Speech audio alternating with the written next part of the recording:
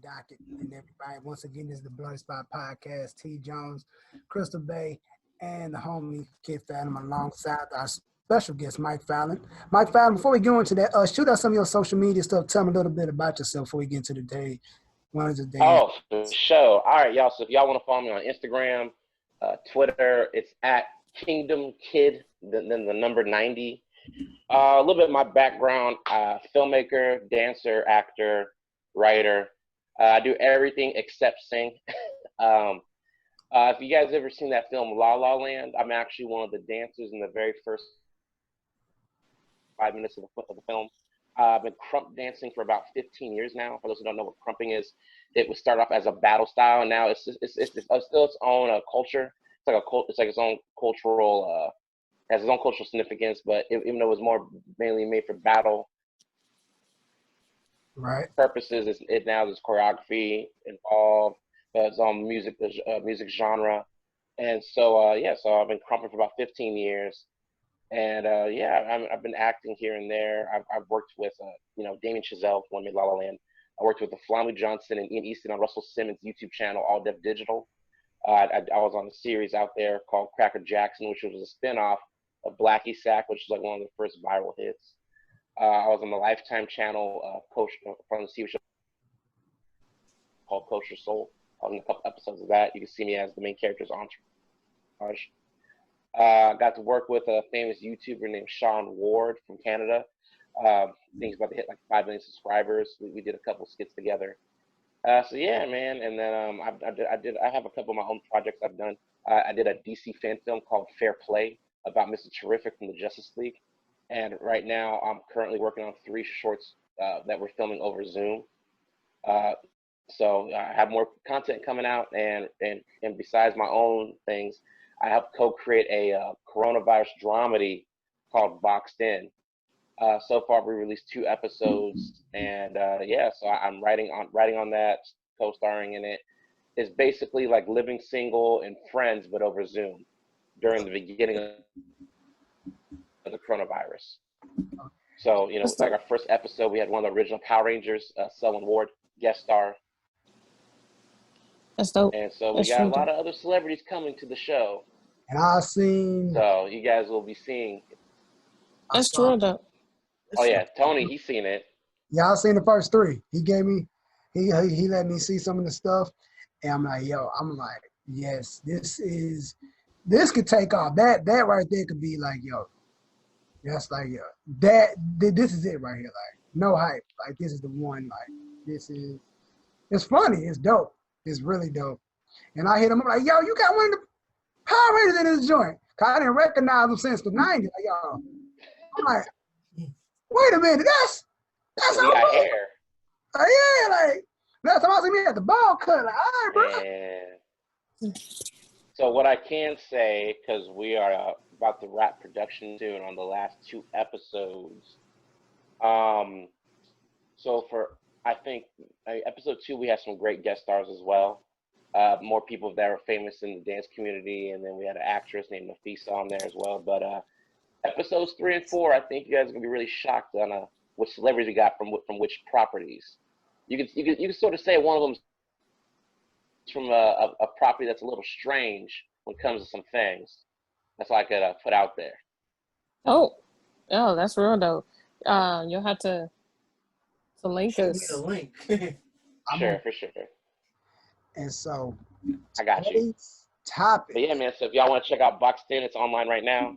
If y'all want to check me out on my social media and you can see the links to my other projects, you're more than welcome. Kingdom Kid 90. Right on. Right on. So what we're gonna open up with today is the Spider-Verse and Jamie Foxx coming back. How do y'all feel about that? Hey, he said he's not going to be looking like the Blue Man Group, so I'm with it. Okay, he gonna have the. Well, the thing I feel. Oh, my bad. You were saying? They're saying he's gonna have the OG fit on with the classic comic book fit. So I'm excited. Well, the thing is, and then also it broke about a day or 2 ago that Doctor Strange is in Spider-Man 3. So I'm feeling we might get at least 5 or 6 villains, but not from that reality. Right. because Doctor Strange is coming out before that with Multiverse of Madness, and we got Mhm. WandaVision, and so Marvel is now going into the multiverse. Right. So I'm feeling maybe we might see Tobey Maguire and Andrew Garfield and Miles hinted at, or we might see cameos because what Sam Raimi is doing Doctor Strange 2, and then for Doctor Strange 2, he's going to try to talk to Tobey. So, then that might bleed over into the Tom Holland Spider-Man 3 because, this would be perfect way to set up like Craven, Norman Osborn, Electro from a different universe. I mean, shoot, we might be seeing more people return too. We never know.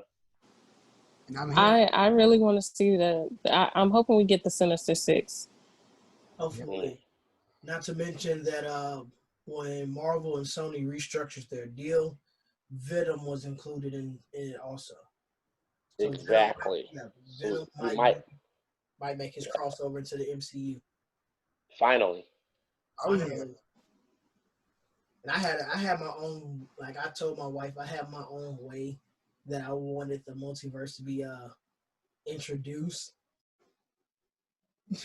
which involved Deadpool, since Deadpool and Spider-Man are, I guess, friends in the comics. Uh-huh. Oh yeah. Yeah. Oh yeah. I always thought it would be cool if we start the movie. We know we're at the movie theater watching Spider-Man, and next thing you know, oh, hello. Oh, no, I'm Deadpool, not Spider-Man. And then next thing you know, you pan over, you see like freaking the Tobey Maguire Spider-Man. He's in the kitchen doing something or whatever, right? And then he asked, he's like, "Hey Pete, what do you want on your pancakes? Whatever." You pan over and you got Andrew Garfield Spider-Man in all in their uniform, sitting on the couch. And Deadpool has the camera. He's the one filming everybody. And then the next thing you know, you see the other Peter, and he's ducking behind the couch. He's like, "Look, I'm hiding. Why are you filming me?" And I don't remember what else I said. I had a dream about it, and I told my wife about it. But I always wanted Deadpool to be the one that introduced that would be tight. And if we hear it on anybody else's YouTube channel, we know where they got it from. Yeah, I was about to say that too. Like, you watch it. This shit came to me in a dream. I'm just saying, slugs. Man.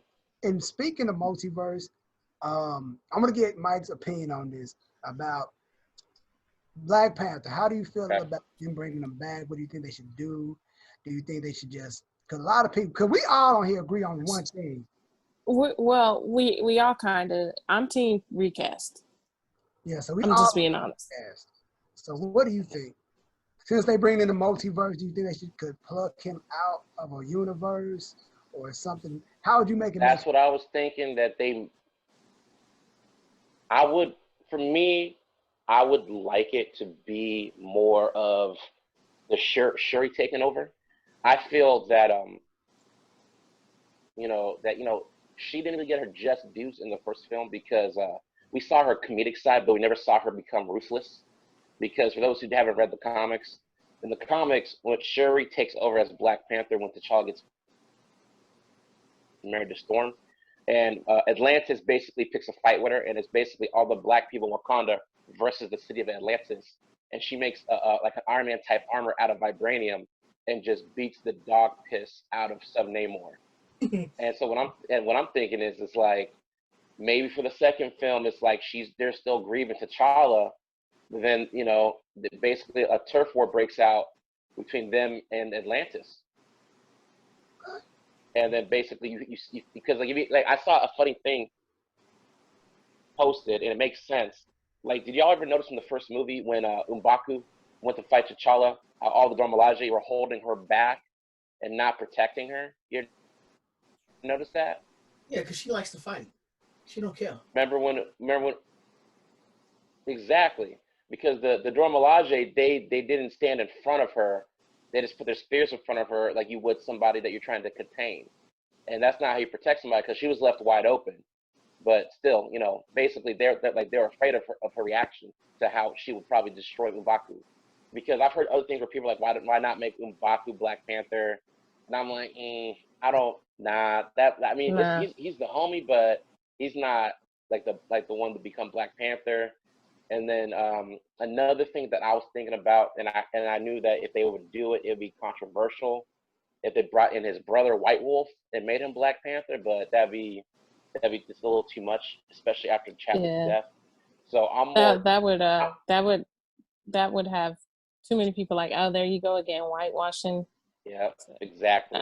So what I'm thinking is I'm more team Shuri taking over, but if they have to do a recast, like y'all saying, you know, especially with Doctor Strange coming out, Doctor Strange is making it very safe to change the game. All they have to do is bring in a different T'Challa from a different reality, because Marvel is very heavy when it comes to mixing and matching from different realities. Mm-hmm. Yeah, I just, you know, in my cast pick for a recast, even if they do it from a different dimension, what's his name? Elon Noel? Yeah. From The first Purge. The first Purge. Insecure. Oh, that brother. Yeah, he'd be cool. What I was sort of thinking, because I saw Tenet, I was maybe thinking if they had to, John David Washington. I think he could pull it off, especially because of his fighting in Tenet. Because it's like, you know, he has that charm and that demeanor. All you gotta do is let him have that African accent, and then because he already has the intensity. So, and I've seen his range, especially, you know, Black Klansman, Men and Monsters. So he had a lot of practice growing up. Right. Oh yeah. Oh yeah. So that's true. And I think it'd be cool. So that's so my official answer is I'd rather his sister take over and to honor him. But if they have to do a recast as the backup option, pluck him out of a different reality. Because, like you said, Doctor Strange is making it real easy to just, you open up the multiverse, you can bring anybody in. True. The one person I do wish they would bring in, but he would make everybody so far irrelevant, is Blue Marvel. Same. I mentioned Blue Marvel a long time. He's super OP. He's literally the second most powerful human in Marvel, period. And we ain't even want to talk about my guy. Yeah. Mr. Fantastic son, that little bastard right there. Franklin. I ain't fucking with him.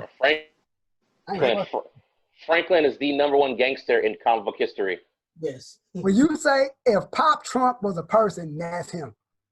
I'm about to pop trunk. That's who you get. Like, that's who.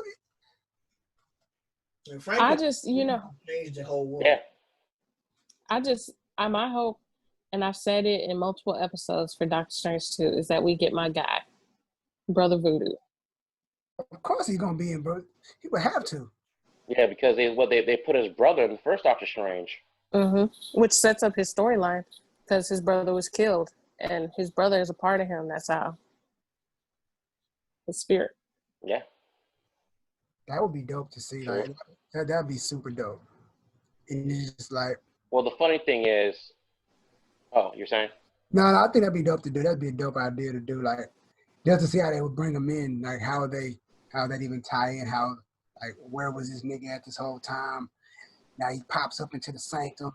All that gangster shit. Like, that'd be fire.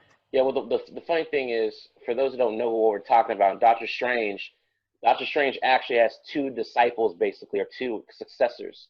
The first one is an alien that was shown in the end of Guardians of the Galaxy Volume 2. It was part of the original Guardians of the Galaxy, was Sylvester Stallone's character. And then so the second one is Doctor Strange's human successor, which is Brother Voodoo. He's like the Black Sorcerer Supreme. Yep. Just to make it, so if y'all rewatch Guardians of the Galaxy Volume 2, for those listening or watching, look at the lineup of Sylvester Stallone's crew. Besides Michelle Yeoh and Ving Rhames, you're gonna see like an orange-looking alien type snake creature, and you see him do like a hand sign, like that makes like a neon construct, and so he's a sorcerer as well. But he learned from Doctor Strange in the comics. See, there you have it. I'd rather him go with Dr. Voodoo myself because, biased. I fuck with it. I'd rather root for the human, you know what I'm saying? So. Right. Pretty much. So speaking of Spider-Verse, how do y'all feel about all these Spider-Mans popping up? And we may be getting, like they say, we may be getting Miles in this joint. So how do y'all feel about Finally. it? And how would you bring all these spider people in, not just because of the multiverse? Like, how would you feel? How would you want their roles to be? Well, now I would like Miles to come in kind of like he did in the game.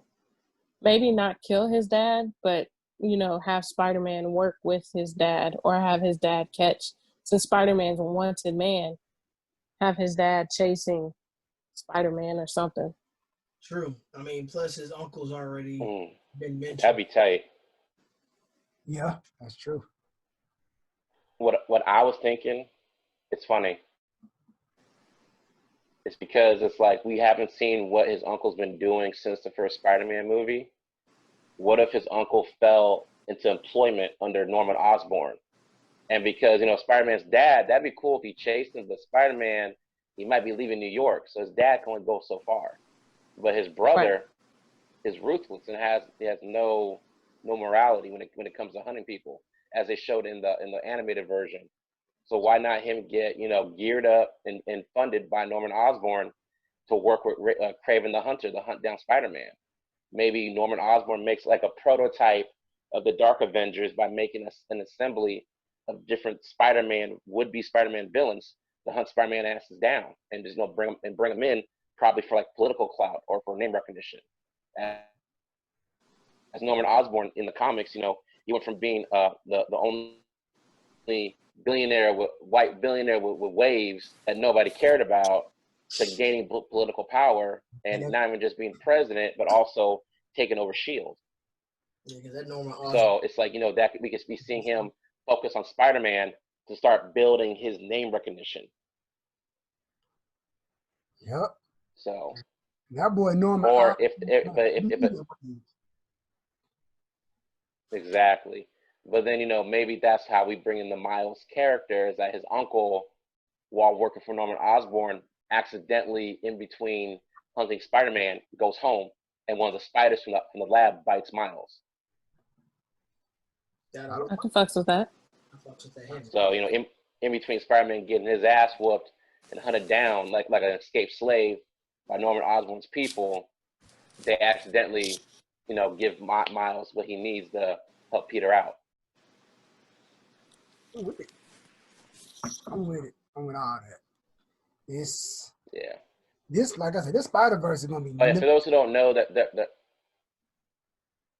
yeah. For those listening who don't know what I'm talking about, Miles Morales is he's literally the Black Spider-Man. He's Afro-Latino, and his uncle is a criminal called the Prowler, and his uncle is like a hired hitman or muscle. And Kraven the Hunter, who I also mentioned, that could work for Norman Osborn, he is like a bootleg Captain America if he hunted people. So, and then plus his serum flows. Yeah, basically he has almost the same power set as Captain America. If you think about it, he used the super serum to enhance his body and slow down. Yeah, because he's a bootleg Captain America in a lion cloth. Yeah, exactly. Yeah, I mean, so for sure, who would y'all want y'all Sinister Six to be? Ooh. Thought about that. I did. Y'all go first. I'm gonna let y'all do your thing. Oh, we like to let the guests go first. You the god, bro. Oh, thank you. Okay, I'm ready. Here we go. So, I would go, if I had to do Sinister Six, I would go, my number one pick, as always, personally, Hydro Man. They would have to bring him in somehow. I need Hydro Man. I need my Doc Ock. We already got Vulture, so that's 3. I think for this version, to shake things up, put on Shocker because they didn't kill him in Homecoming, so that'd be 4 right there. And then just to even give it more of like a crazier feel, bring in what's the old boy's name, Simon Blythe, Spider Hunter. Yeah. From the animated series. Remember, he's worked for Kingpin, and they put him in the Andrew Garfield film as the one that made Jamie Foxx into Electro. And then for the 6th pick, I would put Electro. Not Electro, but if it's this universe's Electro, make it and just played by Jamie Foxx. Yeah. If not, Norman Osborn. Okay. Well, mine. That'd be my lineup. Mine was vastly different. Growing up watching the cartoon, I don't know why I always loved the Lizard, so I'd have to have the Lizard in there. Venom, especially with the way the contract's set up now that Venom can't cross over. I'd have Venom. I would have Electro. Doc Ock, gotta have Doc Ock. Vulture. And God, I'm drawing a blank. I wrote it down too. Hold up, because I'm having a brain fart. Oh, Rhino. Why'd I have such a brain Describe fart? the character you're thinking. Oh. Rhino. Okay. Well, I would have to do. So we pretty much just have similar characters. I think the only difference I have on my list is I will have, Sandman in the Sinister Six. I had Vulture, Sandman, I had Rhino, Doc Ock, Norman, and Electro for 6. And I'll keep it funky, which I'll keep everybody in Auntie Crystal's lineup, but I will replace Electro with my boy Hobgoblin. That's a good pick. But how do you think they would bring in a Harry character since they're not friends in this version? That we know of. That we know of, right? That we know of. Okay. How was that? What if Harry moved away in middle school? But now Harry and Ned gonna have beef with each other when he come back. Skinny Ned at that. Like Skinny that Ned. ain't Slim Skinny Ricky. Ned. Call him Slim Ricky. Ned Hey, Ned's like, that's my friend. You back off, Harry. Speaking of that, Colin. He's like, I'm the guy in the chair, not you. But Joe, Mr. Exactly. What if what's funny that you guys said that? What if that's yeah. No, go ahead. I'll ask in a second. Hello? I'm thinking because Ned is the hobgoblin in the comics. What if he does have beef with Harry and he breaks into his what if they go to Oscorp for some reason, like a school trip or whatnot, and Ned stumbles across his dad's stash of hobgoblin gear and he steals some of it. You know what I'm saying? Then that's how Ned gets his hand on some of Norman Osborn's equipment. And because Ned and Peter go to that school and those kids are supposed to be pretty bright. And what if Ned learns how to reverse engineer everything and starts making his own stuff? That could definitely. Like his own hobgoblin equipment. That'd be fire. And it kind of corrupts his mind, kind of like Doc Ock's implant does. Yeah, because we saw a little bit of Ned's insecurity when it comes to love and romance in Far From Home, but we never really talk about his insecurity about how he feels about Peter. Because it's different to it's everybody knows of somebody or has had experience like where somebody comes at you foul or sideways because of their own insecurities in a part of their life where they might feel that you have everything handled and they don't, and they don't like you for that, or they have like a hidden resentment. But what happens if you both are nerdy ass people and your homeboy your best friend becomes Spider-Man and you're stuck as a fat loser that still struggles with love and body image issues, but you're a genius. But the only problem I'm saying, and then what if Ned's... The only problem I have with that is Ned had a girlfriend. Because I was going to say... Yeah, we talk from Far From Home.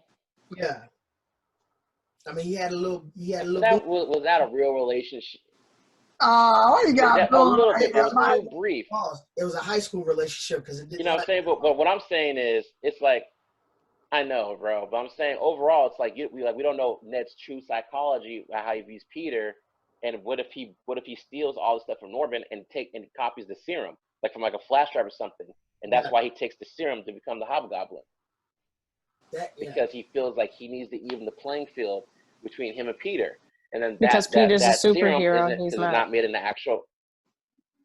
Exactly, and what if he makes a knockoff Norman Osborn serum that's not made in the lab properly under good protocol, and he makes it at home so it's not stable, and then that's what can corrupt his mind. Yeah, that'll work though. That's fine. That'll work. And again, if we hear any of these on kids. someone else's website, oh yeah, get these. Erik Voss. Erik Voss. EA Voss on Twitter. Say that name again, bro. At EA Voss on Twitter. All right, on. So speaking of that, hold on, Mike. I got one for you. I got because this is on my mind. I gotta get it out quick. I forget. Now, as we know of now, I gotta get your opinion. Everybody is back in the MCU. Where in the hell do you think these X-Men and everybody else has been for the past 5-6 million movies? I'm pissed off. I can't think about it. No, it's driving me crazy. What do you think, bro? Because all these characters exist now. So what the fuck they been? Y'all want me to kick this off? Please do. Or what y'all want? You got. I'm let you go first. What I'm thinking is because we barely seen the world since the snap has been. Oh, my bad. But yeah, no, saying because we barely the world since the snap. You know what I mean? All we saw was like a smidgen of it from Far From Home, but outside of America. You know what I mean? So what if the snap plus Wanda going, WandaVision, because you already know she's manipulating reality. What if those two factors course correct the world and start birthing out mutants?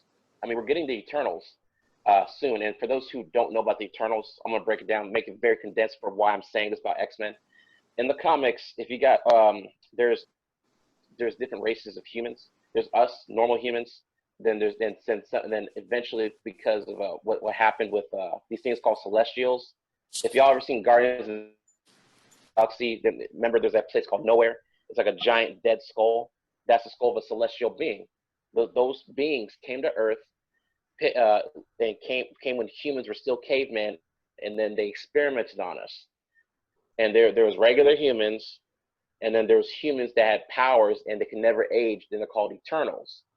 And then there was also humans who got powers, but they looked ugly and inhuman, and they were called deviants. And what happened was Thanos, his family, they're all Eternals.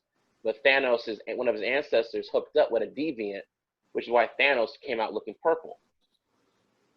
And then what happened was, deviants went underneath Earth. Eternals were protecting Earth, but then they lost their memories that they were immortal and that they had powers. And with mutants, they're a byproduct of that, of down generations from then. They start popping up. The first one being Apocalypse.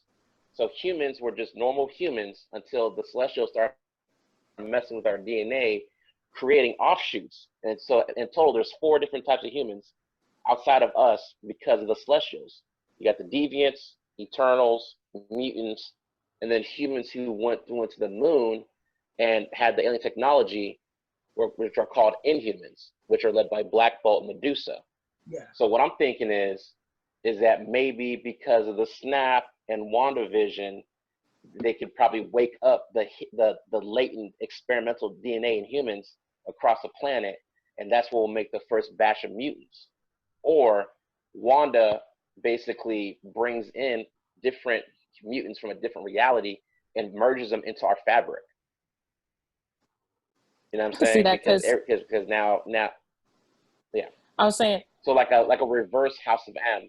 Because didn't they say that whenever Thanos snapped, it created this wave of energy? Yeah. Mm-hmm. So yeah, that totally fits that, because Thanos snapped and then Iron Man snapped again. So that could definitely wake up that dormant. Actually, you forgot Hulk. So that's 3 snaps. Oh yeah, 3 Hulk. Right. You know, because no one ever talked about the ramifications of what happens during a snap. Like is there radiation let out? Like what? Like you know, you're morphing and remolding reality. There's different side effects that can happen, and that's how we can get mutants.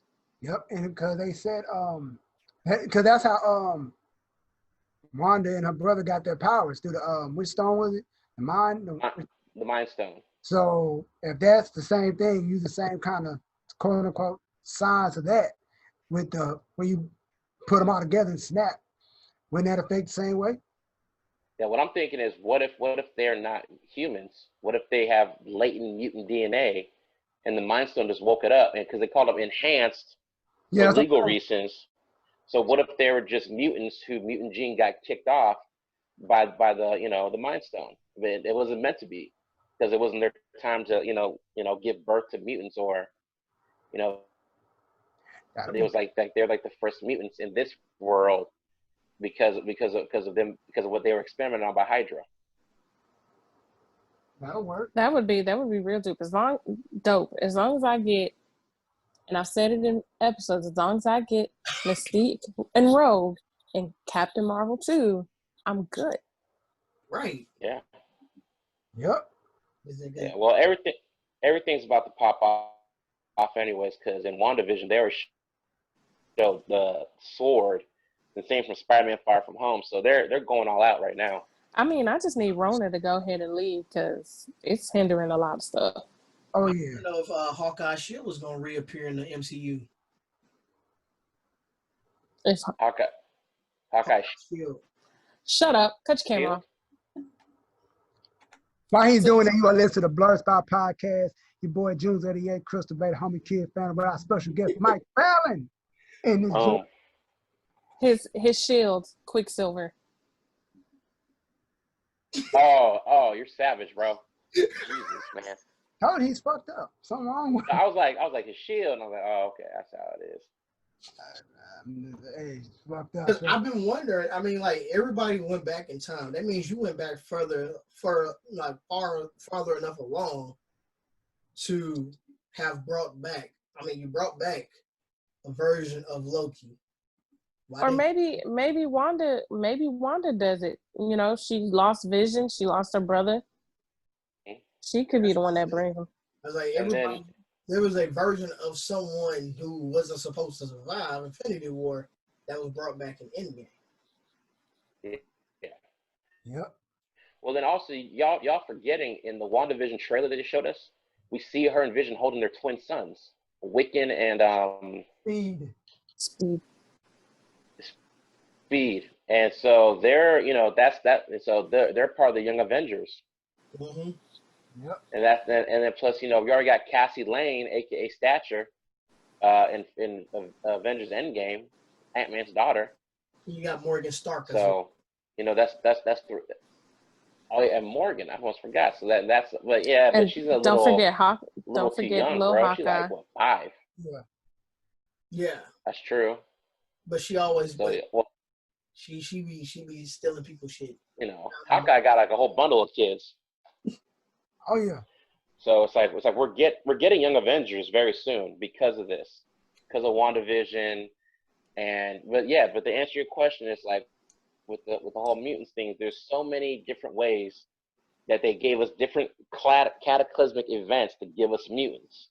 It could be from the snap, it could be Wanda, it could be a combination of both, because you can have the after residual energy from 3 snaps mixed with Wanda's chaos magic to give us mutants. Or it could be, because Wanda brought back Vision, who has the Mind Stone that gave her powers. Maybe him being brought back from a different reality, and maybe the energy he gives off from that stone starts waking up mutants across the planet. There's so many different things you can do. I like your. I like what you. Yeah, I like that. I didn't even think about it, to be honest. And we had 3 snaps, like you said, all that radiation, like no telling what it's done. I mean, if you want to talk about it in the real world, whenever you turn on your TV and there's static, scientists are saying that the static you see on your TV isn't supposed to be there. The reason why it's there is because it's left over residuals from the Big Bang. You know what I'm saying? So I mean, if we're getting residuals from the Big Bang billions of years after existence started, why can't we get residual energy 5 years after a freaking deviant eternal snapped his finger with the Infinity Gauntlet? And then you had two trying to fix it with snaps within the same day. Back to back. Like literally within, what, under an hour from each other or 30 minutes from each other? Yes. Pretty much. You know, because, you know, Hulk got crippled and then Tony passed. So it's like y'all going out of pocket, keep reshaping the fabric of reality. There's going to be consequences. Yeah, and the ancient one told us that. I have a question. What if radiation from Hulk got into the snap when he snapped? Well, the stones already had gamma rays. That's why he said what he said. It's like he was meant to do it because he's made from gamma ray. Yeah, but then it bit him in the ass. Yeah. It's just so many things that they're giving us that we can take at face value, or like we're not thinking on or you know, it's just so that they can bring back later. It's just there's just so many ways that they could give us mutants. I mean, because my theory that I had before Endgame came out, that I think which would have been so cool, is what if we got the Fantastic Four from the 60s? I heard some and basically with them messing with them. Yeah.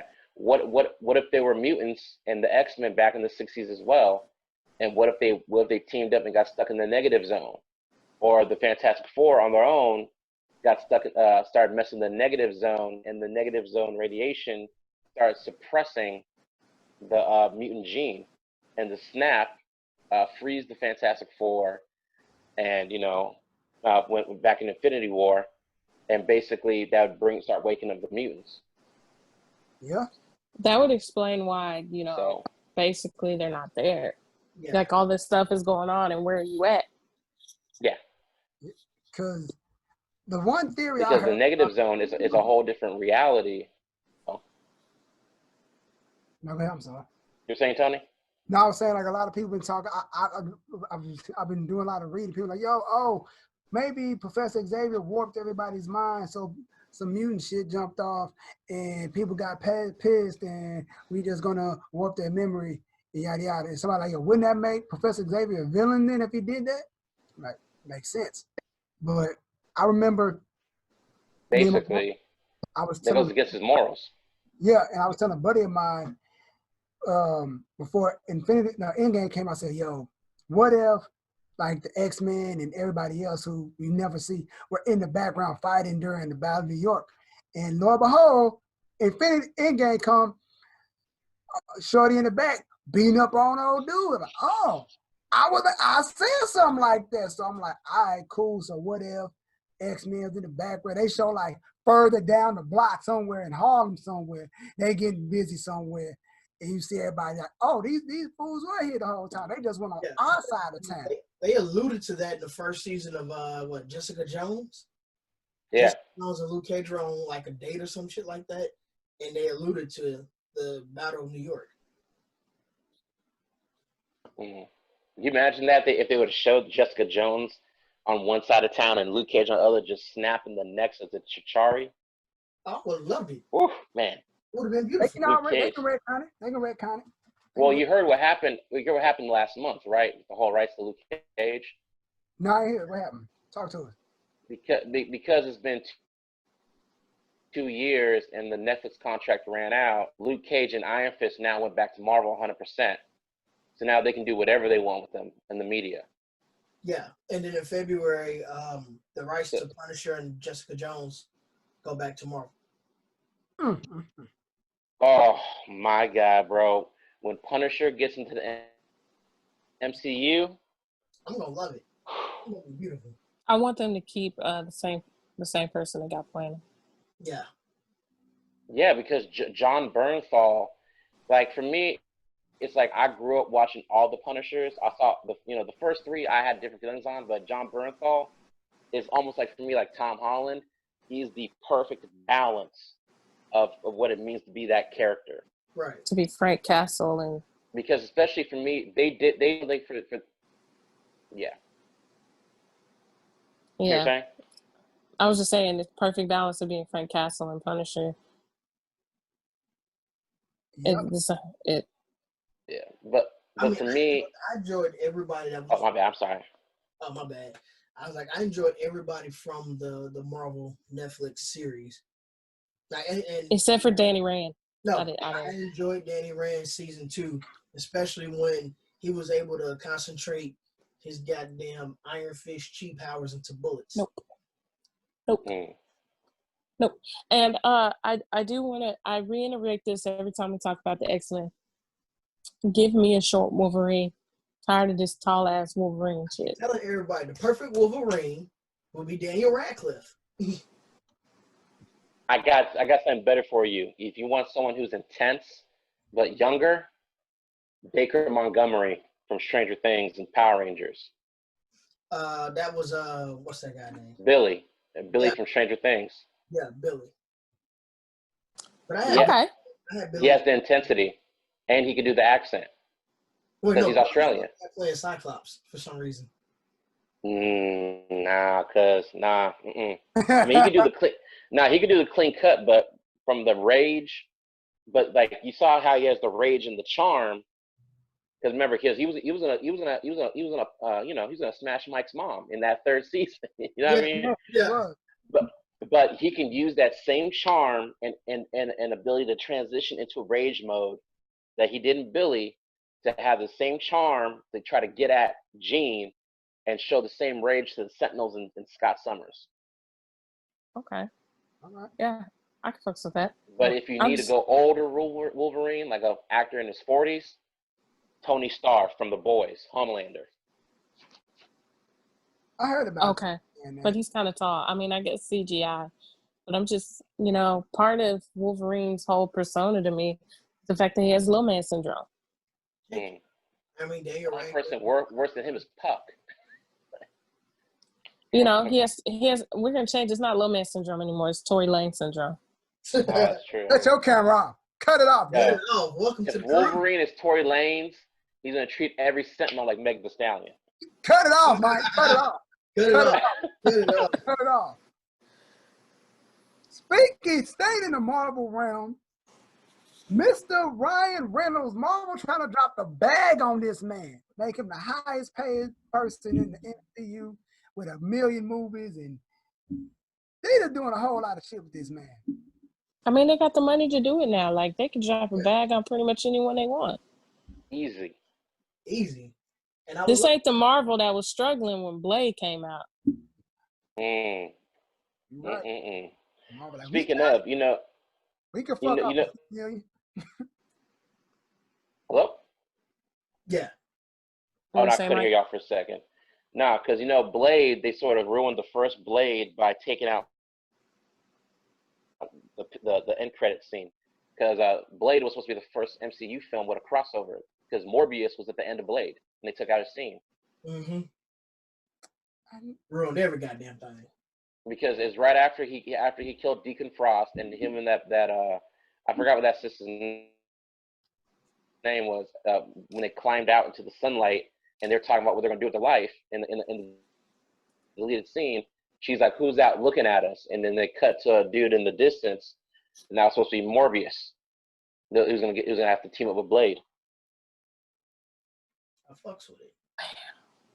So they just know how to ruin a good thing. They shouldn't have second guessed themselves. This was in Madame Embouchure from Dead Presidents. Yeah, but I forgive them for giving us Blade 2 and letting Guillermo del Toro take over.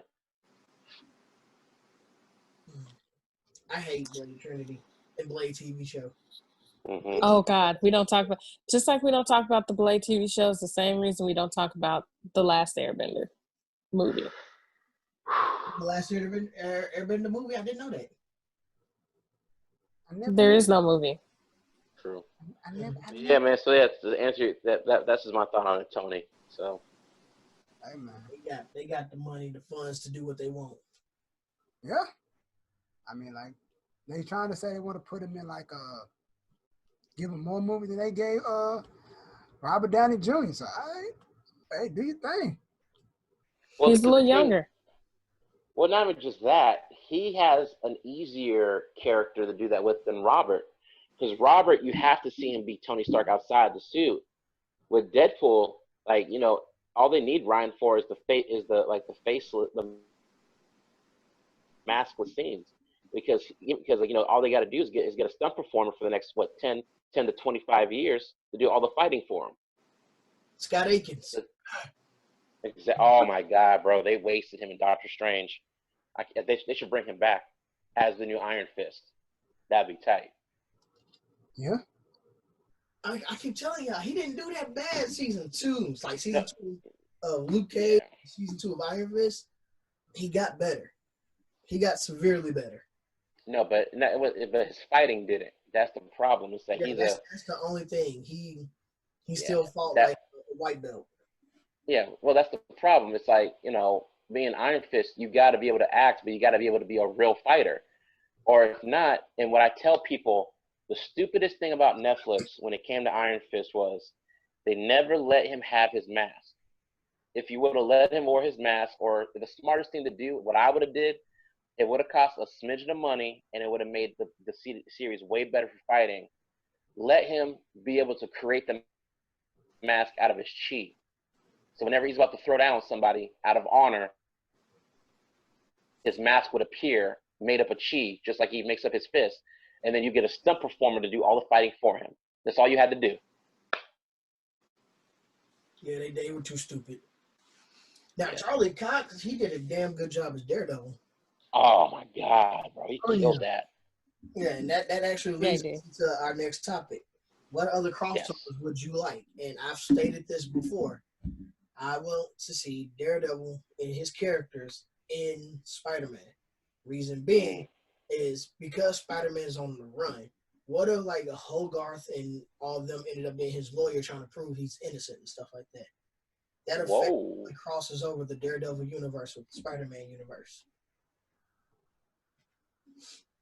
If they did that, then you can bring in Kingpin as somebody who's trying to collect the reward money after getting out of prison. Yes. Basically, you know, and then maybe instead of Norman Osborn, it could be Kingpin who uses his reserves and calls in his last favors to get somebody to hunt down Spider-Man, like Kraven the Hunter, or somebody like that, or Simon Blythe to make his Spider Hunter robots. Yeah, and if you needed like just a name to add to the Sinister Six, you can literally add Kingpin. Because Kristen Offred, I've been hearing, has been campaigning behind the scenes to come back as Kingpin. Because after Michael Clark Duncan, he's the best one. Yeah. So. Yeah. And I've been Michael Clark. I've been a fan of his. That man shouted out Sugar Water. Sugar water all day. Men in Black. Sugar. More. She's like, fix your face like this. Man. See, I would like to see. I'll say it again. Said it a few minutes ago. I want to see Mystique and Rogue and Captain Marvel too. Yes. So you can see how Rogue gets her powers, because what I don't need the MCU to do is give us another Rogue that is a whiny little bitch and all she does is absorb powers, because Rogue does so much more than that. So you don't want her to be the manager of Hot Topic anymore? No. Rogue. I want to hear her call people sugar. Yes. Rogue was she was so like trash in the first few weeks. I can't believe we gave that a pass. Bobby, I just want to kiss Bobby. That's all I want. Yeah, yo. You don't want to kiss Bobby, but you want to kiss Gambit. Yo, I got a 2-for-1 for you guys, and I think you guys might be missing out on this one because it has bigger implications. We need, for Guardians of the Galaxy 3, cameos from Silver Surfer and Beta Ray Bill. Yes. Because in Guardians 3, if we get Silver Surfer, then all we gotta do is bring in his big homie, his cosmic daddy, Galactus, into the fold. Thanos' villain. For sure. Yep.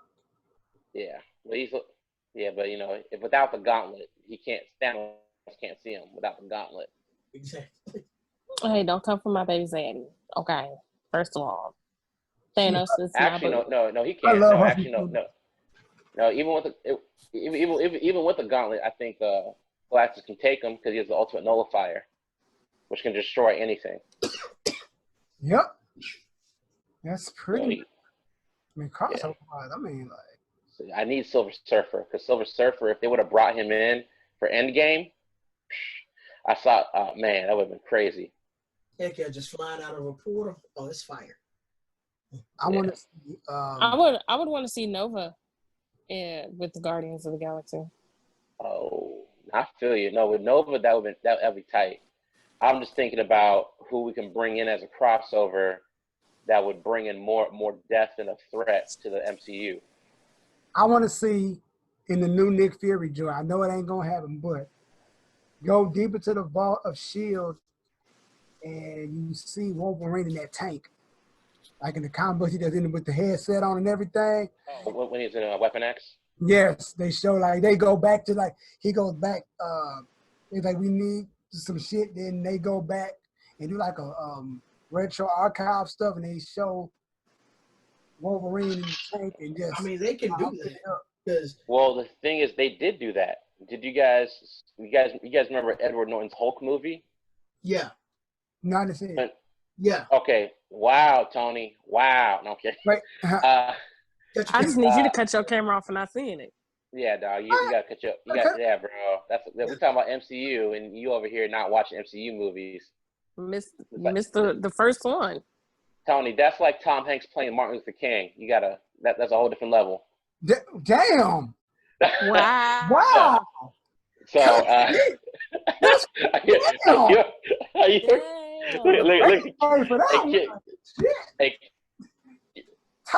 hey, sorry, right? I didn't want me to go that savage. Wow. Anyways, if you rewatch the Hulk movie with Edward Norton before he had beef with Marvel, when Thunderbolt Ross is giving the Abomination his first injections, the tank that he's using has the weapons program on it.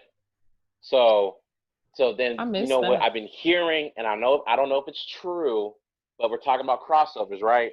Right. I've been hearing rumors that for Falcon and Winter Soldier, a cameo or the main villain outside of U.S. agent might be Omega Red. And Omega Red, for those who don't know, he was in the weapons program with Wolverine and Sabretooth. Omega Red is one of the most hated Wolverine villains because he was basically he was a pedophile from Russia, and he had the same powers as Wolverine. And instead of him getting claws, his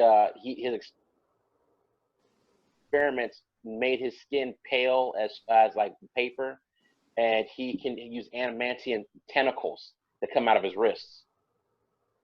Okay. Yeah, he's a whole. But except his adamantium is almost like a knockoff, and it gives off because there's knockoff adamantium as well in the comics, and it's more hazardous than regular adamantium, so it can kill you radiation poisoning after a while. But Omega Red is like one of the most dangerous people outside of Wolverine that ever come out of the Weapon X program, and them setting up the special weapons program in Hulk, Edward Norton's Hulk, can be a whole different can of worms now, and can also go to what Tony's saying, because what if Nick Fury, in his show, calls him Thunderbolt Ross, and Thunderbolt Ross is like, oh, I've been collecting people, and maybe take out like just how they didn't show in Ant-Man how Hank Pym was a woman beater, they took that out, but they could probably take out the whole child pedophilia thing from Omega Red, and just make him just a regular criminal, or maybe make him like a killer, like a serial killer that got put into Weapons X program. So they're gonna have to nerf him. was Jack the Ripper with Omega X, the Weapon X. Tentacles. Yeah. Yeah, because they had him in all the X-Men cartoons. Omega Red's been in a lot of those. And Omega Red was in Deadpool too. They showed him in the background of the when Deadpool went to prison. So I mean, they've got it set up to bring in a lot of people. And question: how would you cast Colossus? Me? Mm-hmm. Which Colossus did you like better? The ones from like the X-Men movies or the Colossus they used in the Deadpool movie? Deadpool. Deadpool felt extremely accurate. But for me, if we had to do a human casting, somebody tall and talented,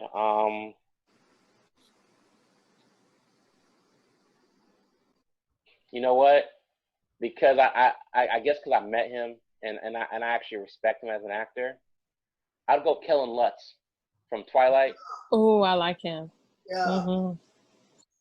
I think they need to make him Colossus. He because I met him like about a year ago, and you know he's a cool dude in real life, but then seeing the stuff that he's doing now, especially acting wise, and I know he's tried to do like some leading man stuff, playing Hercules. I feel like I think Kellen Lutz he has the physical look of Colossus. You know, Colossus was like a jacked up Russian. Yeah. You know what I'm saying? Except he has like a very sweet temperament and like a very kind heart to him. But you know, when it's go time, he'll throw hands. He don't care. Okay. I mean, we just got his sister this year in New Mutants. I didn't watch that. Is it worth watching? That movie. Have any of y'all seen? I liked it. I thought I saw it last year. I went to a test screening for it, so I give it like a solid 7 out of 10. Okay. It's not the best X-Men film, and it's not the worst. It's just like right there in the middle. Okay. Okay. I have to give it a whirl. His sister's the best character in that whole movie. Magic. She's a savage. Wait, isn't the AT&T girl in there? No, Not at all. No, she was not in the cut I saw. No, she was in something else. I think she was supposed to be in a TV show. I don't remember. She was supposed to be Probably. Yeah, that Fox man messed that up because the trilogy was they were gonna bring in Warlock, the alien member of the New Mutants. Yeah. They had to take him out of the movie, and so they couldn't shoot. They couldn't shoot his scene, so they had to take him out of the New Mutants because they didn't do no reshoots at all, and because you know everything got ruined because of the Fox merger, and then Antonio Banderas was casted for the sequel, and they didn't show none of the scenes in the cut I saw, but he was playing Sunspot's dad. Do you think? I actually talked to Anya. Go ahead. You're saying? I was just gonna ask. I'll wait. Do you think they'll give Inhumans another try after the failed show? Yes, definitely. Listen, because everybody keeps forgetting. Well, I mean, let's talk about the whole backstory about Inhumans. Again, Inhumans are basically like the Galactic X-Men. And so, in a very brief nutshell, Kevin Feige didn't want to do them because he wanted to hold out for mutants first for X-Men.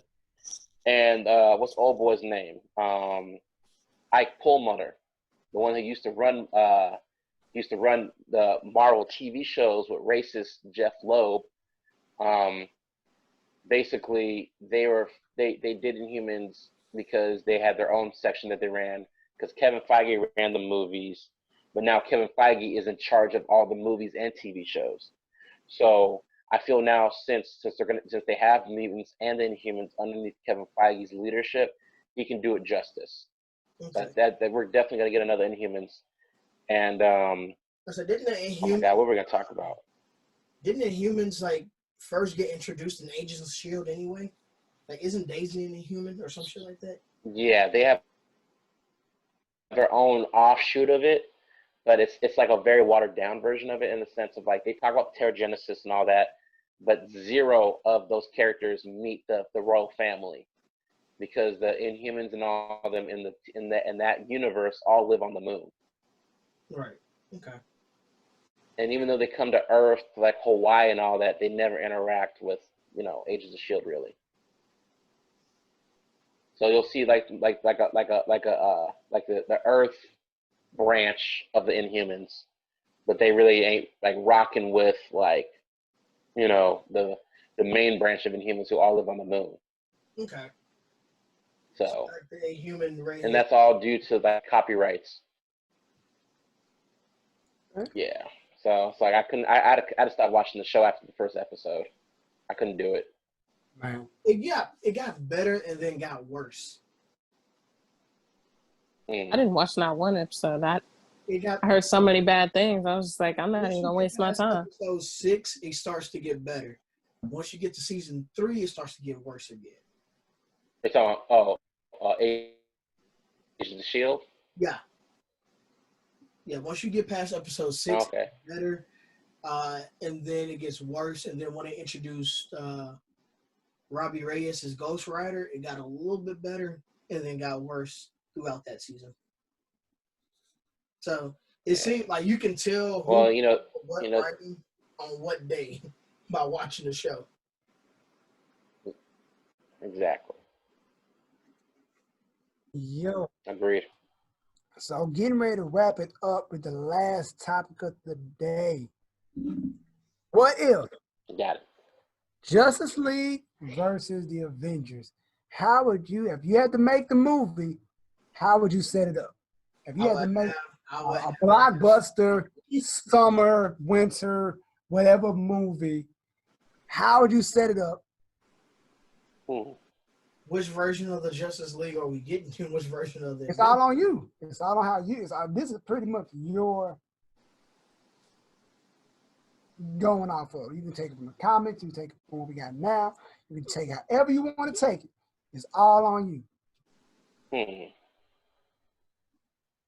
So would you really want to do Justice League versus? I would rather just do DC versus Marvel. Okay, we can do that then.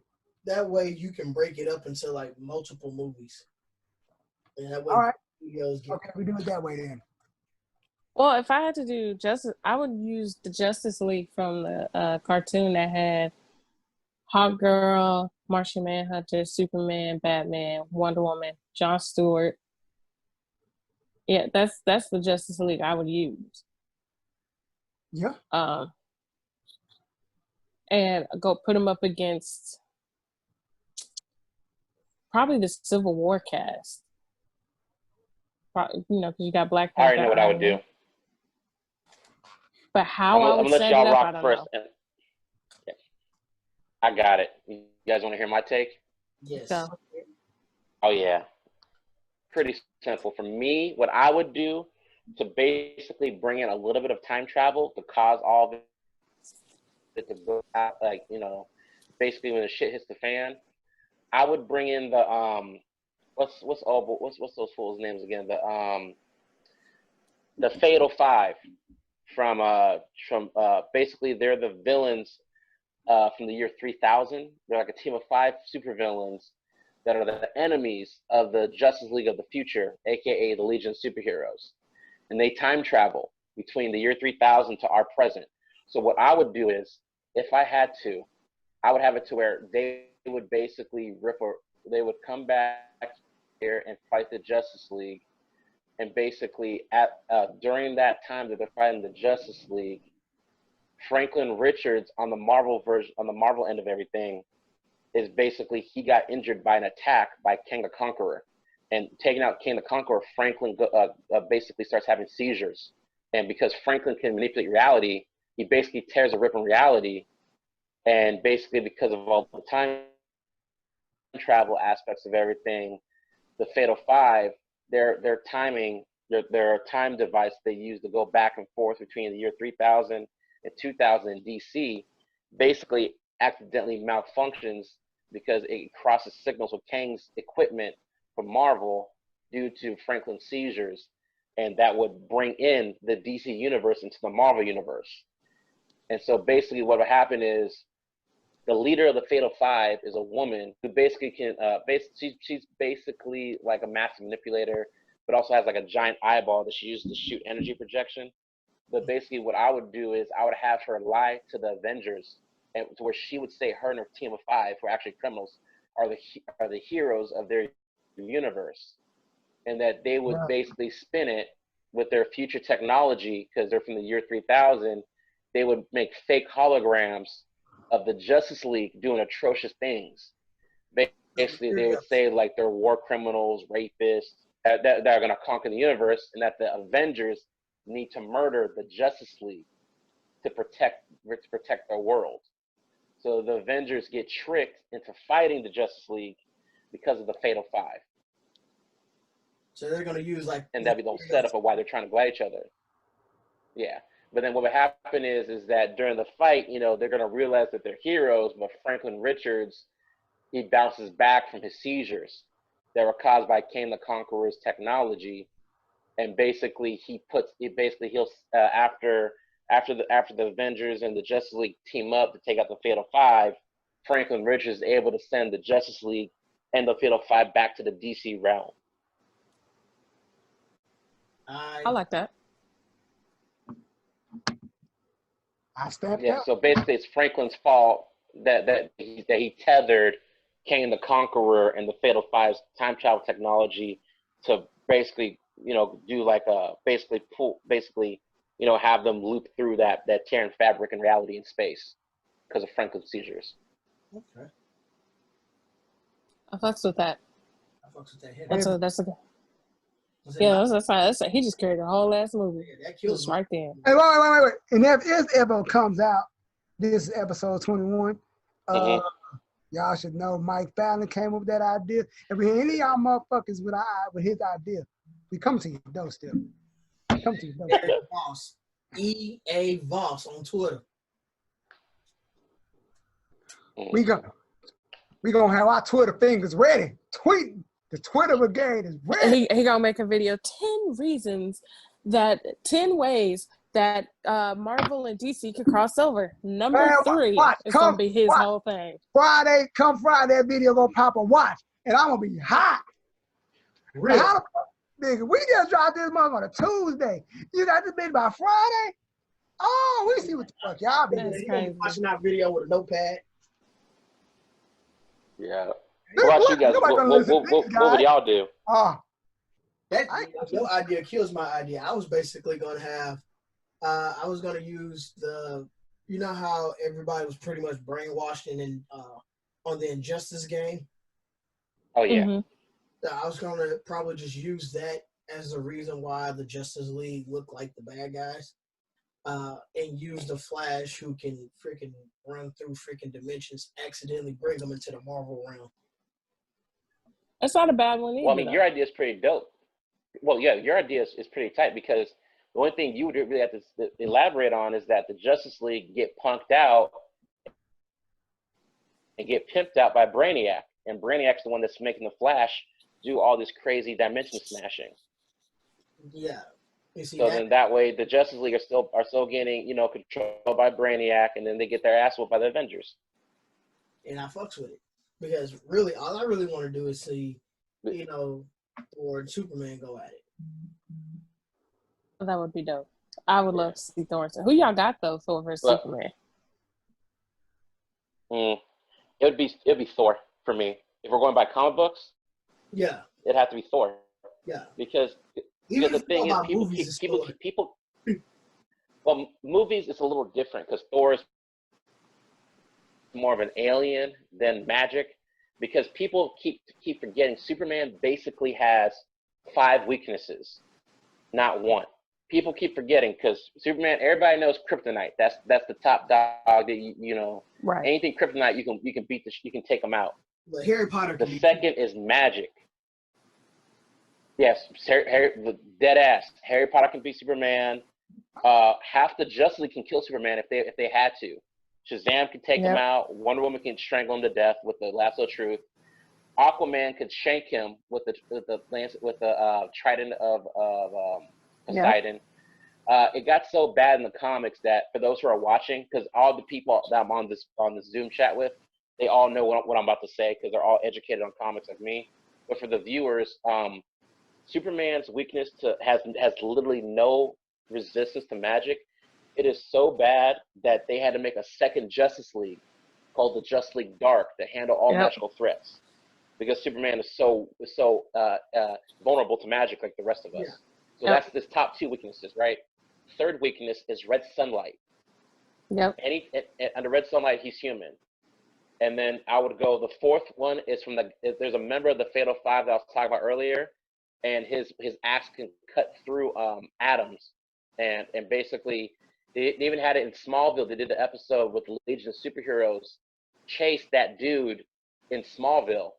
And when he met Clark Kent, he stabbed Clark Kent and cut through his rib with his axe. So Superman's skin can get cut by that guy from the Fatal Five.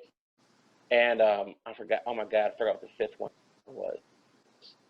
But reality warping. If you can warp reality, Superman has no protection against it. As So you guys saw what happened to magic. Superman in Flashpoint. Yeah. Right. Yeah. Doctor Strange would kill Superman in an instant. Yeah. Or the Flash, if you went to Krypton and snuffed him out when he was a baby, or his parents. Because on Krypton, Kryptonians are human. You know what I mean? Yeah. All you have to do is take a gun and shoot everybody. And of course, basically. Batman. So that's why gauntlets that he has. But that's why Thor. Exactly, but that's why Thor can take out Superman, because in the comics, Thor's powers are all magic based. Yeah. So Superman can't take out somebody on Thor's level that has magical lightning, magical super strength. You know what I mean? So, and then his daddy is there in case Thor can't whoop him. All he has to do is call his daddy Odin, and the Odin force comes in, and that's a whole different ballgame. I can literally see Thor and Loki jumping Superman just for the fun of it. You talk about Thor being able, like Loki himself could take out Superman because he's a magician. Longbottom can take out Superman, okay? And I'm talking magic. All you need is magic. All they gotta say is Leviosa. I think so. He's done. Yeah. Well, the thing is too, everybody keeps forgetting about what's the old girl's name from Thor Ragnarok, the villain, Thor's sister from Thor Ragnarok. Hela. Oh yeah, because in the comics Hela, because she's Loki's daughter in the comics, and she controls Hela basically. And you bring her in and you let her get to working on Superman, how she worked everybody in Thor Ragnarok. Come on, it's a wrap. Yeah, because then you have also who you have, Captain Marvel going against Wonder Woman. Oh, that would be intense. That would be intense. And then that would be real intense. The key person to watch out for me has always been Flash, because you never know what he's going to be able to do. I mean, as long as you got Hawkeye, you can take out the Flash. Cut it off. Well, what would say when it comes to that, I wouldn't let Hawkeye handle that. What I would do, I don't think he caught what I said. I would let Switch handle. He ain't fast enough. Oh, Jesus Christ! Now I get you. You're using him as a shield. Okay. You're pulling on Age of Ultron. I got you. That was good. What I would like if we had to do like Flash versus anybody, you got to let Scarlet Witch handle him. Oh yeah. You got to let her use her let her take away his Speed Force. That's all you got to do. And who would y'all put against Batman? Because his Batman's fans. Iron Man. Actually, no, I'll take that back. Nah, not even that, bro. Anybody easily when it comes to Black Panther. Put him against Batman. Oh, you get worked over, really? Let her get worked over? Hey, it's for the people. Oh, Batman fans are gonna be like, well, does he have time to prep? Because nah. Even with because Panther thrashes back, that's what people don't get. No. Yeah, well, because like y'all know about everything like, because you guys know about T'Challa's whole fighting background, right? Yeah. Mm-hmm. Everybody's like, well, Batman knows all fighting styles. Says so does T'Challa. Plus, hitting styles learned for the Black Panther. Well, not even just that. There's a third set that people don't talk about. So everything you're saying is right. So he knows every human martial arts that he learned in Wakanda. They have the Wakanda martial arts, but people don't talk about T'Challa learned how to fight from Iron Fist as well. So he knows in the comics there is a panel. I can't remember what comic it is. There was an assassin who had like a psychic ability, and she was gonna murder T'Challa when he was sleeping in his underwear in Wakanda. He woke up and saw this assassin.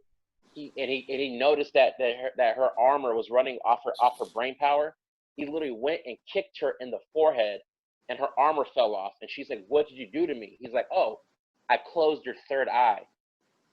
So T'Challa knows how to close somebody's psychic abilities off by hitting them in the third eye. And he said, "I learned that from Iron Fist. And Iron Fist taught him how to close your psychic and magical abilities by targeting somebody's third eye. So he can fight like a human. He can fight like a Wakandan, and Black Panther can fight like he's from Kung Lao." Yeah. And not only that, Iron Fist Black Panther almost killed T'Challa. Because he was trying to. T'Challa was able to knock out whatever chip was in Iron Fist's head to stop him from trying to kill him. But Iron Fist was this close to killing T'Challa. But you know the crazy thing is, Iron Fist isn't even the best fighter in his reality. He's the third best. Those are best. The only two people that are better fighters than the best is Shang-Chi. Yeah. The one's getting his movie. Mm-hmm. So it goes like this. If you want to talk about best fighters, okay, if we're talking about Batman versus people with low level or no powers at all, Batman would get murdered by Black Panther. Batman actually fought Captain America in the crossovers, and they were at stalemate. So let's take out Captain America, right? Winter Soldier would get in his ass, and then the two best fighters in Kung Lao, where Iron Fist is from, that beat Iron Fist, it was Shang-Chi and Fat Cobra. So for those who don't know who Iron Fist is like basically like Batman with magic, and his family is from a different reality, where basically it's like a very Asian Zen type community, but everybody has magic. And in that reality of Kung Lao, there's 7 cities, 7 capitals. Iron Fist is the name of the champion from his city. And then there's 6 other Iron Fist type characters that are champions of the other capitals. And Fat Cobra is a 400-pound sumo wrestler. Basically, but except he knows all the Kung Lao styles. And he has super speed, electrical powers like static shock, and they have a tournament where they make the 7 champions of those cities fight each other. And Fat Cobra knocked out Iron Fist in a straight up fair fight. So he's E Honda and Blanca. So they have the Mortal Kombat. So basically, he's a 400-pound static shock Flash hybrid, because Quicksilver hybrid, because he also has super speed, and he ages like Wolverine. Okay, so yeah, this is E Honda. Because in the comics, yeah. Oh, and then Fat Cobra is like almost 300 years old, and in the comics, he taught Elvis self-defense, and he used to do underground death matches where he would kill Wakandans and Atlanteans for money, like Fight Club style. Where like literally Fat Cobra would even go to Atlantis and he would snuff out Atlanteans in those fist fights, and then he would do the same thing with Wakandans who wanted to fight for money. So he was killing the smartest people, the smartest humans, which are Wakandans. He was killing Atlanteans, and he knocked out Iron Fist like he ain't shit. Mm-hmm. So and wow. Fat Cobra is still only the 2nd best fighter underneath Shang-Chi. Oh yeah. So Batman can't beat Iron Fist. Batman can't beat Black Panther. Fat Cobra, Shang-Chi. He can't even fight Steel Serpent, which is Davos. So Batman isn't worth a lot in Marvel. Period. Yeah. Period. I'm just stating facts. I'm sorry, y'all, because I know DC fans are gonna get upset in your comment section, but if they can show me we that want I'm all wrong, the that give us then more traction. well, We want all the smoke. We want all the shit. no, I'm talking about to the viewers. I'm talking about like the Batman fanboys, because people don't even know this in DC Comics, Batman's not even the best fighter. Yeah. Nope. You got who you have? What Rajah? The two best. Nah, bro. Nah, not even. The two best humans. I'm gonna talk about the best man and woman. The number one human in DC that can fight without powers is Richard Dragon. He's the Shang-Chi of DC. Yeah. Underneath him is his student, who's a woman named Lady Shiva. And Lady Shiva traumatized Deathstroke. Deathstroke won't fight her, and Deathstroke has the same powers as Captain America. Damn. And she can kill Deathstroke if she wanted. She did. And Batman is ranked like yeah. So Batman can't beat the two best humans in his world. He can't beat Deathstroke in DC. And he's gonna come to Marvel and just get worked over by all the characters I named. So Batman, you can put up a lot of people against him, and he can't see these cats. That's all I'm saying. Well, with that, Period. That is it. That is all. Like I said, this has been another edition of the Blerd Spot Podcast. Junes'88, CrystalBea, the homie Kid Fallin, and our special guest, the homie Mike Fallin. Just link them to your social media again, brother man. If y'all want to check me out, it's Kingdom Kid and then the number 90. Instagram, Twitter, and yeah, if y'all want to, I plug all my other stuff on my Instagram. So like my shows like Boxed In and all the other short films I'm gonna be doing the next month or so over Zoom. You guys will be seeing updates on that. And I'm glad I was here on the podcast. I had a lot of fun. For sure. We were glad to have you. And you can check me out at TheCrystalbaeexperience, all one word, on Instagram. It's the CrystalBaeExp on Twitter. And yeah. Yeah, the same. Junes'88 on Twitter. Our Instagram and Twitter is just Junes'80. And that's all on me, man. What you got for Kid Phantom? All right, you got at Kid Phantom on Facebook, Twitter, and Instagram. And then you have Blerd Spot Phantom on Twitch. That's what we is, man. So that's about it. Thank you for tuning in. This episode, like I said, new episodes every Tuesday. If you got anything y'all want to talk about, feel free to shoot that to us in the comments. We will get at you. And that's about it, y'all. And we are out of here. Peace. Deuces. Woo! That was a good